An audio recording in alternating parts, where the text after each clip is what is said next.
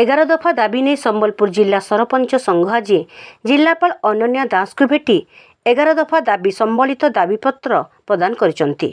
आंदोलन को संबलपुर जिला सरपंच संघ समर्थन जणाई। प्रति पंचायत पर स्वतंत्र कार्यनिर्वाही अधिकारी और कनिष्ठ जंत्री नियुक्ति, प्राकृतिक विपर्य समय अंततः 5टी घर देवाकू सरपंच मानक क्षमता प्रदान, सरपंच मासिक भत्ता को 2350 टंकारु 30,000 को वृद्धि करने, बाकी रही कच्चा घर को पक्का करने, योग्य हिताधिकारी को सरकार नियम अनुଯାयी निश्चित भत्ता प्रदान, सरपंच अनास्था प्रस्ताव को उच्छेद करने, पंचायत विकासमूलक काम समितिर अजथा हस्तक्षेप मुक्त रखा, विभिन्न उन्नयन कार्य CFC SFC पांठि वृद्धि, पंचायत स्ट्रीट लाइट विद्युत स्वतंत्र पांठि व्यवस्था, मनरेगा योजना रे समस्त विकासमूलक काम को जोड़िबा,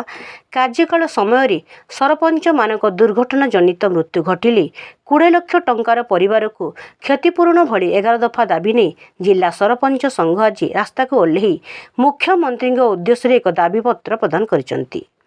आज जिला संघर सभापति प्रफुल्ल मिर्धा नेतृत्व में साधारण संपादक रामप्रसाद साहू, दिवाकर प्रधान, दिवाकर बेहेरा, क्षीरोद राउल, ममता बांगरे, संजीव पुरोहित, सरस्वती भोसागर, ममता पुरोहित, सुषमा साहू, विमल लाक्रा, ममता प्रधान, जितू प्रधान, ललिता प्रधान प्रमुख जिला 100% सरपंच स्थानीय लक्ष्मीटकी छकरू एक शोभायात्रा बाहरी जिलापाल कार्यालय पहुंची